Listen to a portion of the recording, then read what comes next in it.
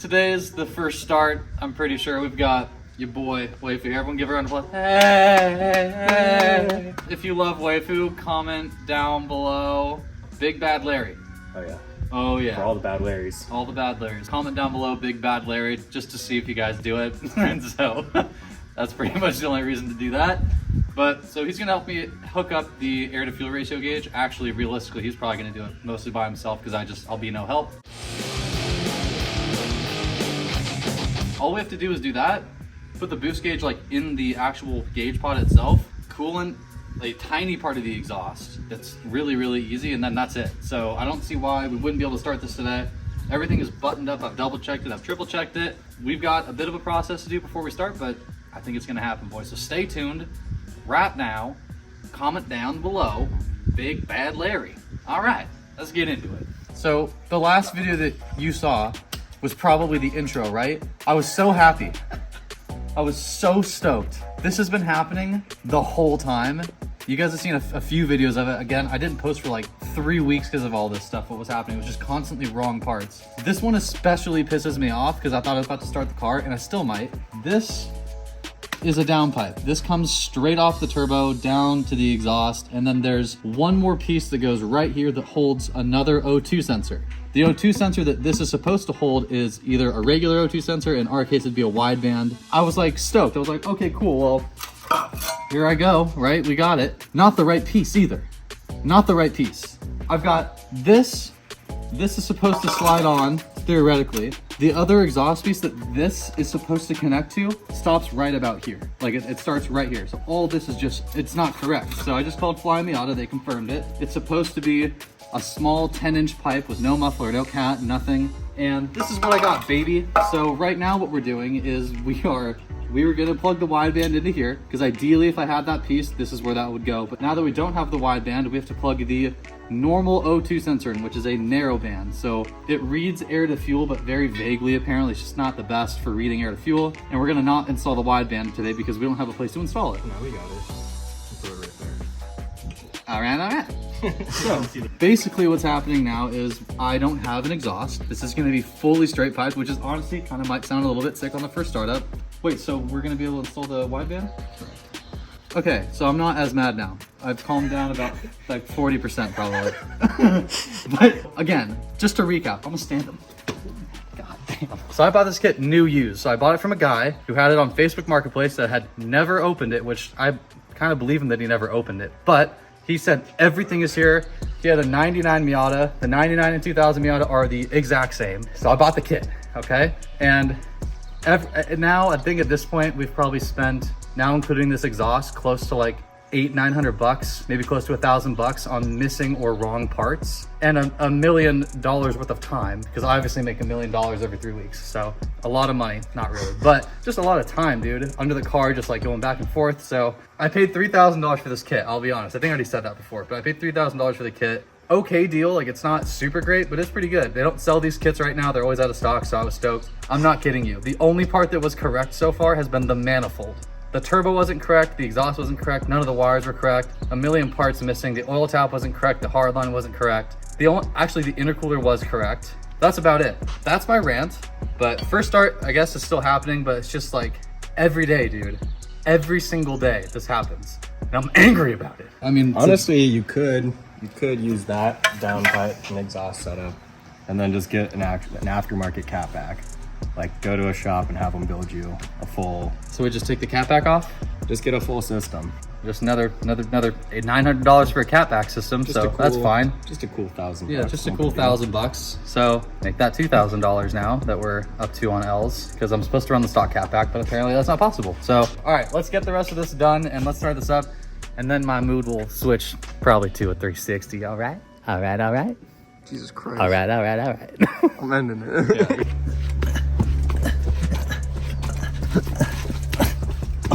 Everybody. Oh. Okay, so basically, big ol' 18 extension, baby. Okay, that's how we did it. We got the downpipe back on. I fed up the wires of the O2 sensors. Like I said, thankfully we were able to get the narrowband and wideband O2 sensors in, so we will be able to monitor air to fuel. So Ryan. Yeah, well, I got it zip tied out the way. And I'm routing the narrowband O2 to plug in back here. I'm just trying to avoid the downpipe though. Sick. So what we're doing is, yeah, we're connecting all the wires. I think that's it. We're not actually gonna, here, let me show you this. Sorry guys, I know, I'm sorry. Out of character. Yeah, very out of character. Got a little bit of a Let me get this a little crazy. little dirt on your forehead. My bad. You're welcome. Let's reshoot. Let's reshoot. Yeah, the whole thing, redo it. All right. So I'm out here. This is obviously the gauge pod. The air to fuel is gonna sit in here as well, but instead of, you know, mounting all this right now, we're not technically doing this air to fuel gauge completely correct. We're just grounding it to a power source rather than like re-looping it. We're grounding it, and then we're adding, like, we're just giving it power and ground. That's all it needs right now. So what we're going to be missing from, you know, just by doing that is we're not going to be able to, if I turn the key off, essentially the gauge is going to stay on. So that's the only thing we're missing. So I'm not going to wire this whole thing up and put this on, but this is ready to go. Like you guys saw yesterday, drilled all the holes through the A-pillar. It's just literally snapping it into place now. But yeah, hopefully this works. I don't see why it wouldn't work. I'm pretty confident that I did everything correctly over these past few weeks. So, dude, I don't know, man. I'm stoked. Once it turns on, I'm gonna be freaking out, like physically and like mental anxiety for sure. Like looking for leaks and making sure it doesn't blow up and sound like marbles. So, all right. No. all right. No problem. We're gonna fill this with coolant, which we almost forgot to do because I was about to start the car, and then we're gonna start the car. So, coolant, crank. We have a few issues, so.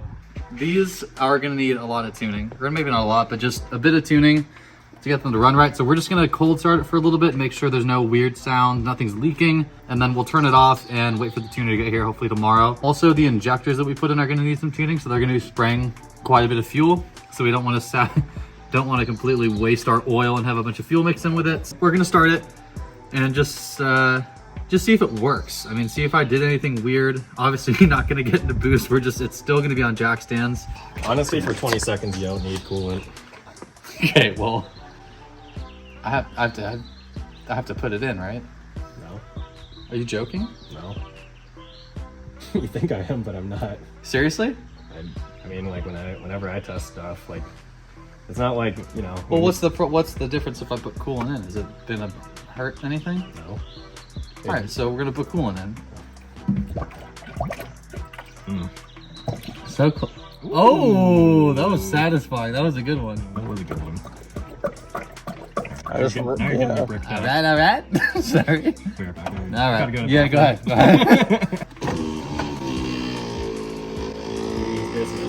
If you didn't know, again, I don't know how you wouldn't know this by now, but if you don't know, Throttle is giving away a Honda S2000 plus $20,000 in cash. Every $1 that you spend on Throttle's website is one entry into winning that S2000 plus the $20,000 in cash. Throttle has provided me quite a few parts for this build under the radar just to help me out, just out of the kindness of their hearts. So really huge shout out to them just either way. We've got a lot more parts coming from Throttle in the future for this build, like a clutch, some brakes, and a few aesthetic stuff. So massive shout out to Throttle, but go check their website out. And again, use my code at checkout to get up to 15% off of anything on their store. All right, moment you guys have been waiting for, let's start this thing. All right, so what we're gonna do really quick is just prime it, all the oil through the system. So we're just gonna crank it. I pull the sensor so there's no fuel going in, so it shouldn't start. So let's just see if it starts.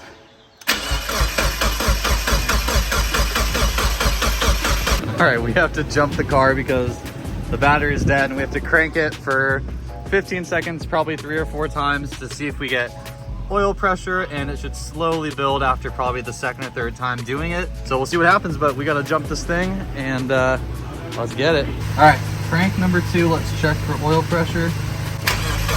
It'll take a couple times of doing this to get oil pressure, but all right, no oil pressure yet, but again, it'll take, we haven't done it for 15 seconds a single time, so it'll take a second. Oh, there's oil pressure. Oil pressure, baby. Look at that. All right, hey, I've got oil pressure, baby. Is that how it feels to be a man? Oh my goodness. Woo. Oh, me? Oh, I'm just gonna start the car. All right, first start on the Miata after a month of turbocharging this thing. Basically take it completely apart and put it back together again. Hoping and wishing on a prayer, baby. Let's see what happens.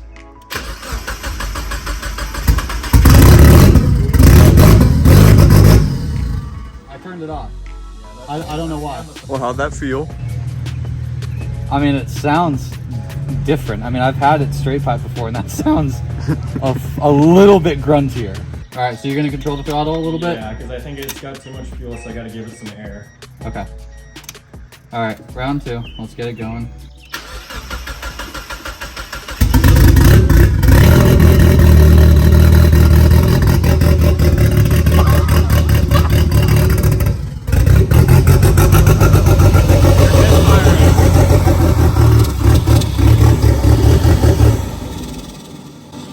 Are all these plug wires on the right, like these bad Larrys, are they all? I don't know. It's misfiring pretty good. At least, yeah, that's a good start. I mean, right it there. sounds- That's a good start. Okay, so if the worst thing is we're just misfiring, that's not a huge deal. Yeah, it's something. Also, do you think the gap of the plugs matter? I would assume they're still gonna spark. All right, well, the misfire is like the least of my worries. That's not like the biggest deal. Also, dude, that sounded so sick. Oh my gosh. I thought it was just because it was, dude, that sounded cammed as fuck. Yeah. Yes, dude. All right, right? So it started. So it was.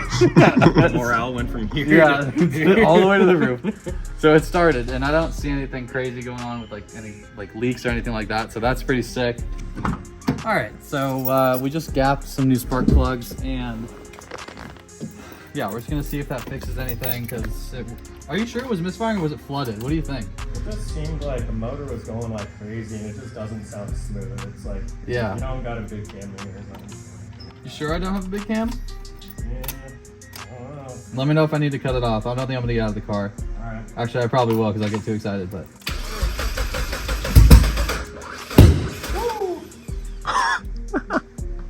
what was that?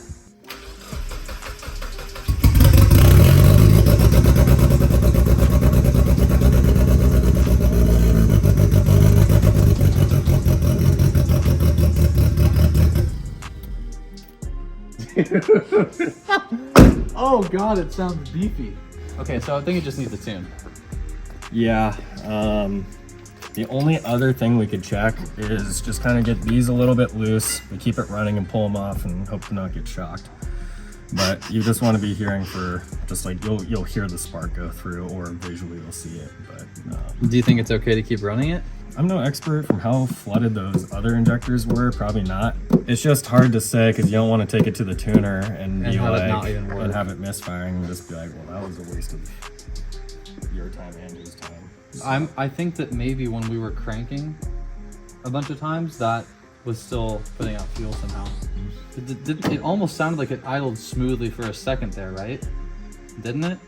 It kind of did, right? Like when I went to 2000, it was like, it wasn't misfiring. Maybe it's just got so much fuel, it just doesn't know what the fuck to do. All right, successful day on the Miata in my opinion. So we were concerned whether or not those noises the car was making were a misfire or if it's just extremely rich. Because again, we're running Flow Force 630cc injectors. We're also running Flow Force coil packs, which are much, much, much stronger than stock. We reached out to a couple tuners and they are pretty sure that it's just tune related.